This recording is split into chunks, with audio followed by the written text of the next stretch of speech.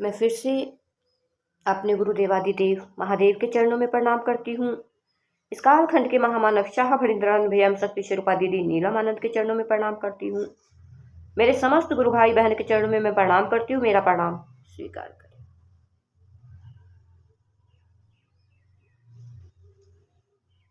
और आइए हम लोग फिर से चलते हैं अनमिल आखर की ओर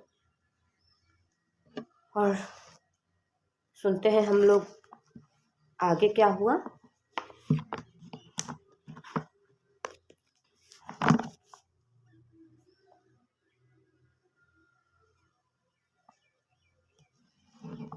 हम लोगों ने कल के वीडियो में सुना था हरिंद्रानंद समेत सभी के लिए गिनती से एक एक बिलपत्र आया। इन्होंने उठाया और सबको दिया। और आइए आज इसके आगे चलते हैं। जाड़ा अभी भी निर्मोही था। अमूमन लोग शॉल ओढ़े हुए थे और साहब मोटे चमड़े की जैकेट। पूजा घर से निकलते ही इन्होंने नीलम से कहा, आज मेरा मेजर एक्सीडेंट होगा। सभी हतप्रभ लोगों ने कहा कि जब आपको ऐसा लग रहा है तो आज की यात्रा रद्द कर दी जाए। नीलम निष्कंप दीपशिखा की सी खड़ी थी। साहब इनके मन को भाप गए। भोले भाई जाने की जगह है ये, खैर चलिए। संभवतः इनकी बात सुनकर ही लोगों ने प्रसाद के रूप में आए बेलपत्र को खा लिया था। शायद यह भय से हुआ। केवल हरिंद्रानंद ने बेलपत्र जैकेट के ऊपर वाली जेब में रख लिया। मेले का काम खत्म हो चुका था। दोपहर का भोजन भी करना है। सिंहेश्वर के एक बड़े कपड़ा व्यापारी जो मंदिर के ट्रस्टी भी थे बोले, नजदीक में मेरे संबंधी का मकान है, मैंने उसे भोजन बनाने के लिए कह दिया था। हरिंद्रानंद जाने को तैयार नहीं हुए पर सबके दबाव में जाना पड़ा। पूर्णिया शहर में भी सरस्वती पूजा की चहल पहल थी। हरिंद्रानंद जीप में आगे बिल्कुल दाएं बैठे थे। बीच सड़क पर एक रिक्शा जा रहा था। उसके बाएं सड़क पूरी खाली थी, इसलिए ड्राइवर ने जीप को रिक्शे के बाएं में निकालना चाहा। शायद पास आ गई गाड़ी की आवाज से रिक्शा वाला हड़बड़ा गया होगा और उसने बाएं मोड़ दिया। रिक्शे का हैंडल जीप के हुड से टकराया। कुछ ही पल में हुड को फाड़ते हुए हैंडल हरिंद्रानंद के सीने में लगा। फिर धक्के से ही रिक्शा सीधा होने के साथ वही खड़ा हो गया। रिक्शे वाले को चोट नहीं लगी। बगल में बैठे मंदिर के न्यासी हरि बाबू ने पूछा, सर चोट लगी क्या? हरिंद्रानंद ने बायां हाथ हिलाकर नकारात्मक उत्तर दिया। बोलने की स्थिति थी नहीं। वैसे भी दर्द को छुपाने की कला इनसे कोई भी सीख सकता है। कुछ ही देर में घर आ गया जहां भोजन की व्यवस्था थी। उतर कर सभी ड्राइंग रूम में आए। इन्होंने इशारे में किसी को अपनी जैकेट उतारने को कहा। जैकेट खोलते वक्त दर्द से कराह उठे। किसी तरह से जैकेट निकाली गई। जैकेट वहां फट चुका था। चोट की जगह पर शर्ट खून से भीग चुकी थी। हरिंद्रानंद ने इशारे से सामने सीमेंट से बनी गद्दी पर अपने को लिटाने को कहा। 2-3 लोगों ने मिलकर उन्हें लिटाया। कोई बैठा नहीं, सभी खड़े रहे। एसडीओ की जीप के चालक ने इनका जूता मोजा खोलकर हटा दिया। तभी एक स्थानीय ने आकर बताया कि आज छुट्टी है, जिसके चलते कोई डॉक्टर उपलब्ध नहीं है। हरिंद्रानंद ने इशारे में ठहरने को कहा। सीने का दर्द बेदर्दी को छू रहा था। इन्होंने जैकेट की पॉकेट की ओर इशारा किया। लोगों को समझते देर नहीं लगी कि ये उस बेलपत्र की ओर इशारा कर रहे थे जिसे मधेपुरा से चलते समय इन्होंने जैकेट की पैकेट में रखा था। चालक ने बेलपत्र निकाला। साहब ने इशारे से उसे बारीक करके चोट की जगह पर रखने का इशारा किया। बेलपत्र के स्पर्श से अचानक सीने पर वर्क सी ठंडक आई। तभी हरिंद्रानंद को लगा काले बड़े अक्षरों में सफेद दीवार पर एक मंत्र लिखा है। उसके नीचे लिखा था 6 बार। मंत्र 5 अक्षरों का था। मन ही मन हरिंद्रानंद ने उसे 6 बार पढ़ा। फिर धीरे से उठकर बैठ गए। जूता पहनाने का इशारा किया। चालक थोड़ा उदंड था पर इनके लिए तो अतिशय विनम्र। लोगों ने सहारा दिया। बाहर जीप तक आए। चालक ने ही सीट पर बैठाया। धीरे से बोले, मधेपुरा चलिए। कुछ घंटों के बाद उनकी आवाज सुनकर साथ आए लोगों ने थोड़ा संतोष जताया। भोजन क्या, किसी ने पानी तक नहीं पिया। हरि बाबू ने अपनी ऊनी शॉल हरिंद्रन को ओढ़ा दी क्योंकि शर्ट में ठंड लग रही थी। आधे रास्ते आने पर मुरलीगंज में हरिंद्रन ने इशारे से जीप रुकवाई। एक आदमी के सहारे जीप से उतरे, फ्रेश होकर जीप की ओर वापस लौटने लगे तो अचानक से दर्द बढ़ गया। मंत्रों के बीज तो याद थे ही, स्मरण किया। अब बिना सहारे के जीप में बैठ गए। अंधेरा होने के पूर्व आवास पर पहुंचे। नीलम और बच्चे बाहर ही थे। सरस्वती पूजा की चहल पहल। नीलम तो पहले से ही सशंकित थी। चालक उतरकर हरिंद्रन को सहारा देने के लिए दाहिनी तरफ आया। तब तक नीलम भी आ गई। आते ही पूछा, आप शॉल क्यों ओढ़े हैं? किसी ने कोई उत्तर नहीं दिया। नीलम को समझने में देर न लगी। हरिंद्रानंद के जीप से उतरने के प्रयास में नीलम ने मदद की। वे बेडरूम में आकर लेट गए। कुछ ही मिनटों में शुभचिंतकों के से घर और अहाता भर गया। 4 डॉक्टर आए। सबने देखा, हल्की पूछताछ की। हड्डी के विशेषज्ञ चिकित्सक पारिवारिक मित्र थे। उन्होंने बैठाकर अंगुलियों से ठोक ठाक की, कहा, कुछ नहीं है, केवल चोट है।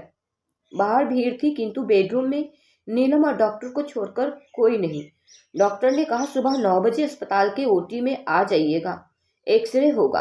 चिकित्सक जा चुके थे। देर रात तक लोग ठहरे रहे। साहब की चोट के बाद से पूरा घर पता नहीं क्यों तेज इथर की गंध से कई दिनों तक भरा रहा, जैसे कोई ऑपरेशन थिएटर हो। घर में तो स्प्रिट भी नहीं थी। सवेरे ही एसडीओ साहब की जीप आ गई थी। 2-3 गाड़ियों और मोटरसाइकिल के साथ अस्पताल पहुंचे। शहर में जिला अस्पताल को छोड़कर कहीं एक्सरे की व्यवस्था नहीं थी। हरिंद्रानंद को ऑपरेशन थिएटर में बैठाया गया। चिकित्सक के कहने पर बनियान को हटाया गया तो चोट के गंभीर होने का एहसास लोगों को हुआ। मधेपुरा के जिलाधिकारी भी ओटी में खड़े थे। अस्पताल परिसर में लगभग 100 लोग होंगे। एक्सरे से पता चला कि दाहिनी ओर की 3 पसलियां टूट गई हैं और एक में दरार आ गई है। हड्डी के डॉक्टर ने चोट पर दवा के साथ हल्की रुई लगाई। वहां खून का थक्का था, उसे साफ किया गया। बाहर दवा की दुकान से ल्यूकोप्लास्टर का बंडल मंगवाकर डॉक्टर साहब ने पीठ और पूरे सीने के चारों ओर से 3-4 तह बनाकर उसे लपेट दिया। ल्यूकोप्लास्टर मजबूती से सटता गया। हरिंद्रानंद उठे, कमीज पहनी, हल्के सहारे से बाहर निकले। कुशल छेम का तांता लग गया। पुलिस ने लोगों को रोका पर भावनाओं पर काबू मन करता रहा।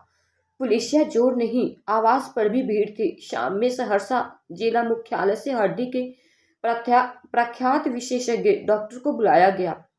उन्होंने जांच की। ल्यूकोप्लास्टर देखते ही भड़क गए। कहा, ये तो गड़बड़ हो गई, इसमें तो टेप लगाना चाहिए था, ल्यूकोप्लास्टर की परत नहीं। यह तो चिपक गया है, ऐसे में इसे निकालना मरीज के लिए बेहद कष्टकारी हो जाता है। 3 सप्ताह के बाद ल्यूकोप्लास्टर की परत हटाने के क्रम में पीठ और सीने की त्वचा भी जहां तहां उखड़ जाएगी, आपको कष्ट होगा। कुछ और दवाएं लिखकर वे चले गए। डीएम साहब के आदेश से डेरे पर ही ऑफिस का काम होता रहा। छुट्टी नहीं लेनी पड़ी। अभी 15 दिन ही गुजरे थे। ल्यूकोप्लास्टर खुलने के डर से हरिंद्रानंद को नानी याद आने लगी। उन्होंने मानस मूर्ति महादेव को कहा, महादेव, आप ही ल्यूकोप्लास्टर खुलवा दीजिए, मैं अस्पताल नहीं जाऊंगा।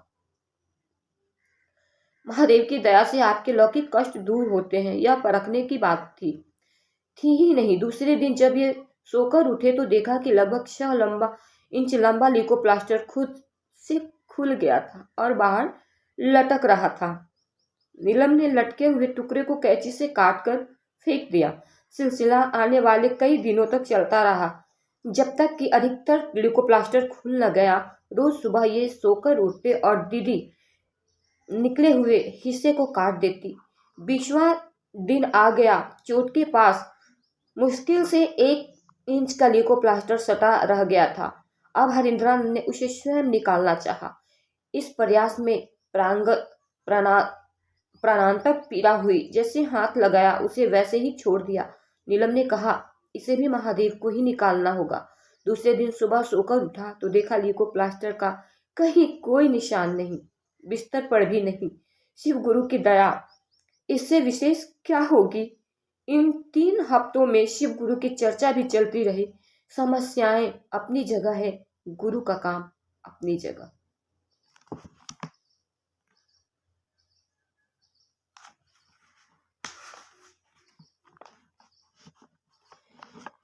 साहब के आवास पर संध्याकालीन बैठकी लगाना कुछ लोगों की आदत में शुमार हो गया था।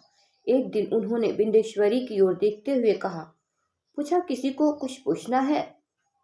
उनके बगल में बैठे व्यक्ति ने कहा, इन्हें ही कुछ पूछना है। आंखों के इशारे को समझते हुए बिंदेश्वरी ने पूछा, सर तंत्र क्या है।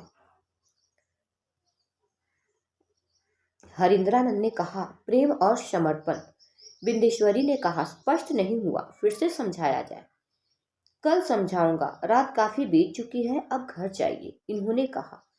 इसके अवांतरण एक घटना और घटी। एक दिन सभी लोग पूजा घर में चावल बिछाकर पूर्व की भांति संवाद आने की प्रतीक्षा में ड्राइंग रूम में बैठे थे। तभी अचानक बेला और गुलाब की खुशबू पूरे घर में फैल गई। सभी लोग अचंभित थे। इसका स्रोत क्या है, कहाँ से आ रही है, पता नहीं चला। हरिंद्र की फुलवारी में तो अभी फूल खिले भी नहीं है। तब तक दीदी ने एक व्यक्ति से कहा, जरा पूजा घर में जाकर देखो तो कोई संवाद आया है क्या। उन्होंने पूजा घर में जाकर देखा तो चावल पर कुछ लिखा तो था पर स्पष्ट नहीं था। उन्होंने आवाज लगाई, दीदी कुछ लिखा हुआ तो है लेकिन हम पढ़ नहीं पा रहे हैं। यह सुनते ही साहब दीदी के साथ कुछ और लोग पूजा घर में प्रविष्ट हुए। बहुत सी बातें जो साधारण आंखों से नहीं दिखती वह सिद्धों की आंखों में झलक जाती है। इन्होंने संवाद पढ़ा। उस संवाद में लिखा था, राजो तुम्हें पद और प्रतिष्ठा दोनों मिलेगी। पास खड़े राजेंद्र यादव खुशी से झूम उठे। राजेंद्र यादव कुछ विशेष काम तो नहीं करते थे, लेकिन सामाजिक समस्याओं से उनका सरोकार करता रहता था। कालांतर में राजू बाबू मधेपुरा नगर पालिका के अध्यक्ष पद से लेकर बिहार सरकार के मंत्री तक के पद पर शोभायमान हुए। तो आज हम लोग इस वीडियो को यहीं तक रहने देते हैं।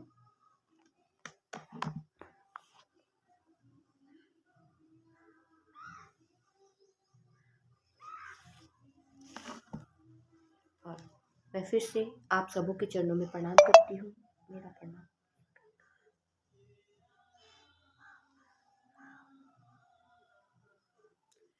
और फिर मिलते हैं हम लोग आगे के वीडियो में। इसके आगे क्या हुआ